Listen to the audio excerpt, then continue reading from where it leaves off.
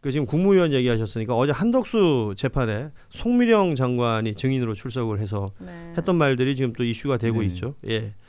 그러니까 비상계엄을 선포한 뒤에 윤석열이 돌아와서 했다는 말들입니다. 마실 걸 갖고 와라. 네가 갖다 먹어.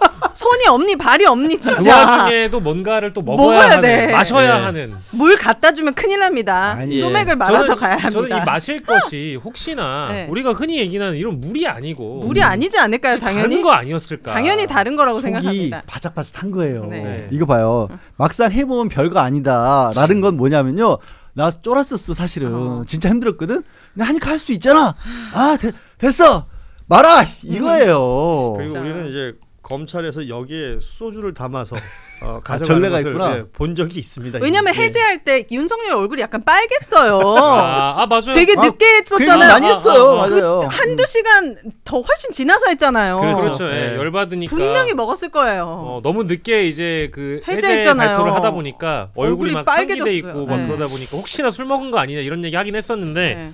마실 걸 갖고 와라라고 얘기를 한 거 보면 혹시나 또 우리가 네. 상상하는 그 이상은 아닐지. 아니 그 송미령 장관이 했던 말 중에 그 본인도 자괴감을 느끼는 거죠. 울먹이면서 했던 말이 머릿수 채우기 위해서 동원된 느낌이었다라는 얘기를 했어요. 그러니까 이 한덕수 재판에서 한덕수는 꾸준히 그 이 국무회의 같지 않은 국무회의를 계속해서 개헌 반대를 위한 회의였다라고 주장을 하고 있는데 네. 그렇지 않다는 정황들이 곳곳에서 지금 나오는 것이고 증언들이 쏟아져 나옵니다. 네. 그리고 또 하나 붙여서 얘기하자면 이 송미령 장관 전에 증언했던 사람이 박상우라고 당시에 국토부 장관 네. 했던 사람이에요. 이 사람은 말하자면 자기도 피해자다라는 취지로 말했었잖아요. 네. 아유. 자, 혼났죠 이진관 부장판사한테. 그러니까 판사한테 혼나도 맞아요. 싸고 제가 이제 이 사람은 잊질 않습니다. 그 전세 사기 피해자들한테 그 덜렁덜렁 전세 계약하러 갔다라고 말했던 바로 그 사람이에요. 그렇구나. 그런 식의 사고를 가지고 있는 사람들이 모여가지고 아까 윤혜 씨 얘기했지만 네. 앞에서 벌어지고 있는 일이 계엄을 얘기 나누고 있고 거기에 자기들이 머릿수 채우로 동원했는데도 무슨 일인지도 모르고 그걸 반대하지도 못하면서 그러니까. 자기가 피해자라고 말하고 있는 그런 자들. 형편없는 자들. 야, 이게 이제 재판 과정에서 초기에 한덕수 전 총리에 대해서 총리로서 과연 무슨 일을 했느냐를 또 이진관 부장이 물어봤다라는 거 아니에요. 당시의 상황에서 책임감 같은 걸 느끼지 않았느냐.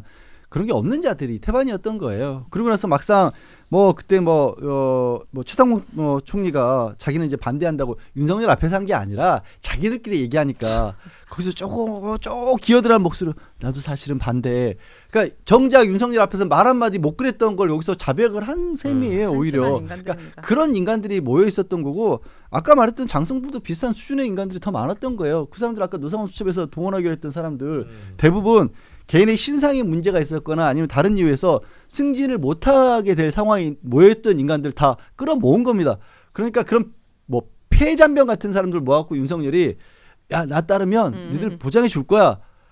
그 아까 말했던 영화에 보면 서울에 보면 형님들 앞으로 2년 3년 지난 뒤에 퇴역하면서 뭐 먹고 살 거예요. 하면서 자기들 따라오게 만들자 전두환이. 그나마 거기 있었던 형님들은 그래도 시국이라서 그나마 전투라도 치러본 장군들이었죠.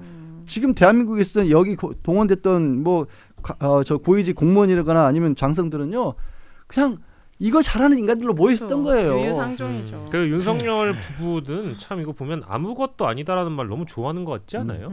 아무것도 아니에요. 아니 김건희도 아무것도 아닌 사람이라고 얘기한 적 있는데 네. 윤석열도 송미령 장관이나 국무위원들한테 막 아무것도 아니다 이런 표현 썼다라는 게 막상 해보니 아무것도 아니다. 네, 근데 이게 막상 해보면 별거 아니라고 했는데 해본 적이 없잖아요, 이 양반은. 근데 이런 얘기를 했다라는 것도 우스운 얘기고 아니 별거 아니라는 양반이 심지어 2025년에 생각해 보십시오. 그 체포영장 집행하려고 하는데 아무것도 아니라고 생각한 양반이 왜 경호처를 동원해가지고 그렇게 도망 다녔어요?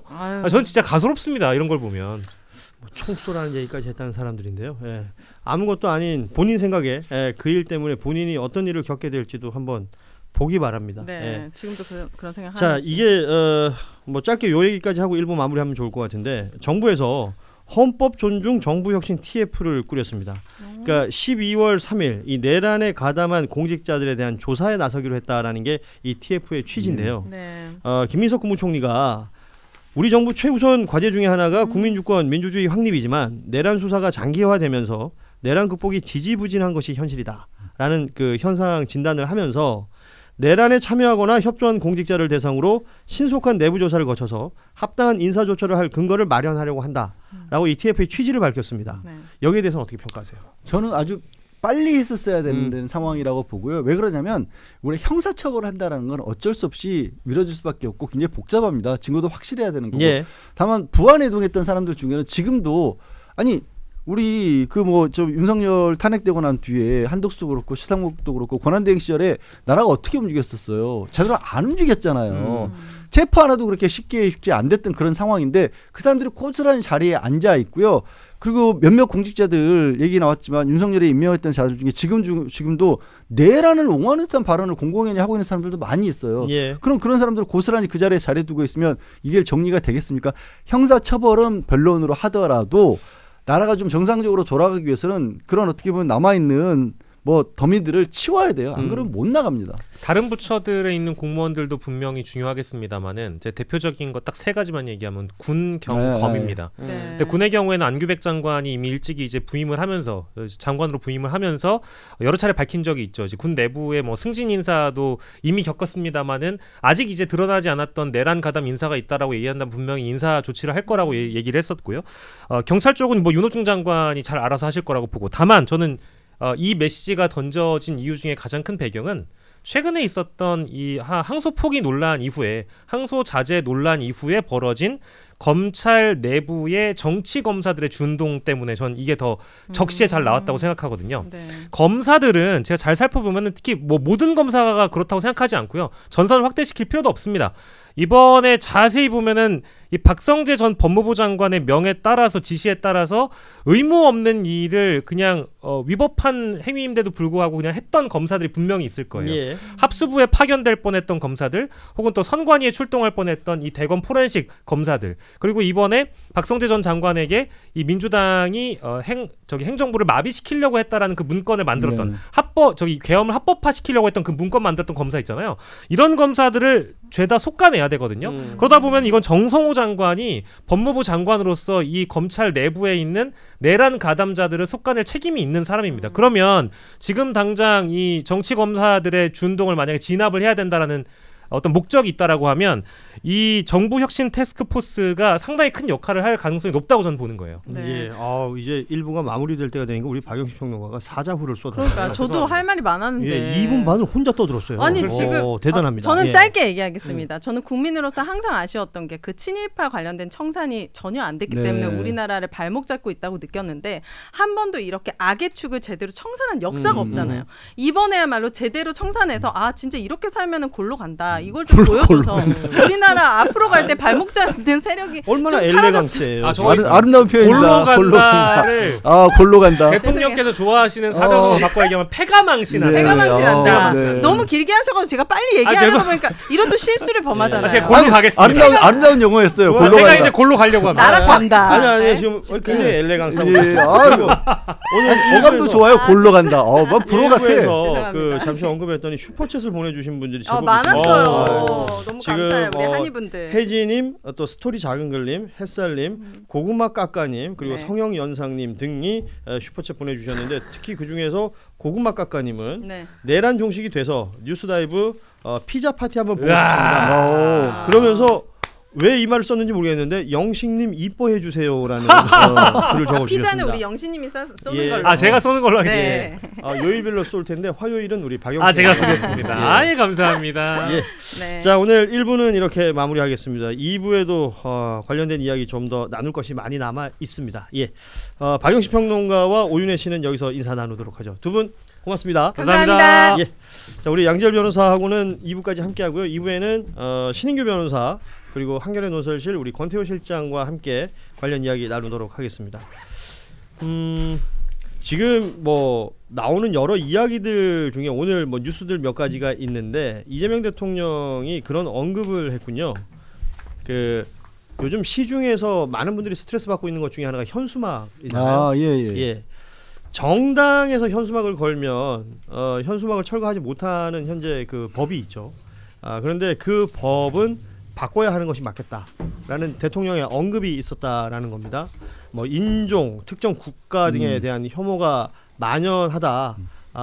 저질스럽고 수치스러운 현수막도 정당이 게시한 것은 철거를 못한다라는 것은 그 관련법 개정을 할 필요가 있다라는 예. 주문을 했다는 겁니다. 간혹 보면 이재명 대통령이 국민들이 바로 피부로 느낄 수 있지만 정치적으로 큰 틀에 있는 내용들은 아니기 때문에 과거에 이제 많이 소홀했던 그런 부분들을 희한하게 잘 짚어내서요. 예. 그러니까 이제 이게 행정가다운 면모가 여기서 보이는 것 같고 저도 말씀 안 드려도 아시겠지만 저도 이제 아파트 단지에 큰 아파트 단지에 살다 보니까 뭐 듣도 보도 못한 그런 정당들이 예. 정당의 이름만 가지고 있는 데들이 뭐 언론에도 알려진 바 있죠.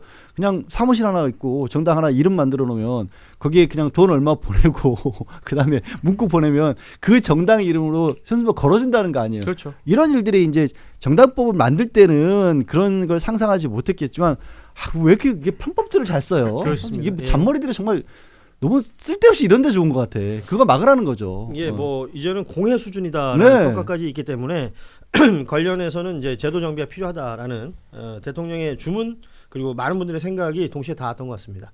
끝으로 박성재 전 법무부 장관 관련해서 재청구 구속영장 재청구가 됐습니다. 이게 결과적으로는 뭐 영장이 기각됐을 때부터 재청구한다라는 얘기가 있었던 것이고 또 앞서 영장이 기각될 때 얘기했던 위법성이 인지를 했느냐 그렇지 않았느냐 이 부분을 확인하는 게 가장 중요한 건 아니겠어요? 그런데 여러 정황상 뭐 더 나온 것들이 있습니다. 뭐 핸드폰으로 받았다가 지웠던 자료들이라든지 이런 것들이 계속 나오고 있기 때문에 요 내용에 대해서는 자 재청구한 이후에 인용 기각 여부 요 정도만 얘기하고 오늘 마무리하도록 하죠. 어떻게 보시는지요? 그러니까 당연히 인용이 될 수밖에 없는 사안인데 사실 직전에 있었던 영장 청구 기각도 위법성의 인식이 없다는 거는 그냥 박성재 바보란 얘기예요. 판사가 약 올린 거랑 똑같습니다. 제가 예. 볼 때는. 근데 그 이후에도 뭐 윤석열 씨하고 독대한 것도 나왔고 또 박성재 장관이 지운 것도 포렌식으로 나왔고 또 CCTV 영상도 나왔기 때문에 이제는 뭐 거의 도망갈 구멍이 없어요. 아하. 이제는 봐준다 그러면은 이 조이대 체제에서의 영장 전담 판사들이 이제는 정말 그 확신범이 되는 이런 단계이기 때문에 전 영장 발부 돼야 마땅하고 전 되리라고 저는 봅니다. 우리 양 변호사께서는 어떻게 보십니까? 이거 안 되면 또 한 번 난리가 나는 거죠. 뭐. 아니, 제재 청구해서 안 되면 이렇게 그렇죠. 그때까지. 실장님? 네, 발부됩니다. 아니 자, 봐줄 수가 없어요 이거를. 이건 뭐 더 이상 뒤로 물러날 데가 없다라는 생각이 들 정도인데 뉴스로 지금 나오고 있는 것들에 대해서 사람들이 소위 말하는 이제 나도 중간에 서서 생각해야지 이럴 수도 있고 저럴 수도 있는 거 아니야? 라고 얘기하는 부분들에 있어서의 한계를 보여주는 뉴스 같아요. 네. 이게 여기서 발부 기각 이걸 지금 내가 저울을 해야 되나? 이상하죠. 라는 생각이 얼마나 이게 지금 이상한 상황인지 다시 한번 짚어드리고 싶어서 이 이야기를 한번 해봤습니다. 자 마무리 지을게요. 요즘 그 새롭게 시작하는 방송 연습하고 계시나보세요. 오늘 처음 해봤습니다. 어떠셨어요? 고현준 앵커의 위대함을 다시 한번 깨닫고 괜히 그러시네. 네. 아무튼 새롭게 준비되는 방송이 있으니까 그것도 저희가 곧 홍보하도록 하겠습니다. 우리 양절 변호사 또 신인규 변호사 다 했는데 참 아까 우리 대한뉴스를 홍보했고 신인규 변호사는 하고 있는 유튜브 채널들이 뭐뭐 있죠? 이제 제가 진행하고 있는 게 이제 저녁 8시 반에 하는 이제 시방쇼라고. 시방쇼. 네, 우리 박영식 앵커님하고 공동 진행. 시방쇼는 뭐의 약자예요? 그 시사방망이의 준말인데요. 네, 시방쇼가 이제 시방이라는 게 또 이게 또 지금이라는 뜻도 있으니까 나우. 방언으로 예, 나우. 예. 그래서 오늘의 이슈를 팬다. 시방쇼. 시사 방망이 예. 시방쇼. 예. 그 보통 그 프로그램 그 제목을 정하는 게 본인의 어떤 기본적인 성향 같은 거잖아요. 예. 시방쇼. 발랄하네요. 예. 듣고 보니까 되게 설명은 좋은데요. 어감은 참 그래요. 방송도 경망스럽게 짝이 없어요. 그래요. 자, 시방쇼도 많이 응원해 주시기 바랍니다. 영문으로는 SBS입니다. 시방쇼기 때문에. 아, 그러네. 영문으로. SBS. 자, 함께 해주셨던 우리 권태우 실장, 신인규 변호사, 양질 변호사와 함께 인사드리겠습니다. 저희 내일 오후 3시 30분에 다시 찾아뵙겠습니다. 고맙습니다. 네, 감사합니다.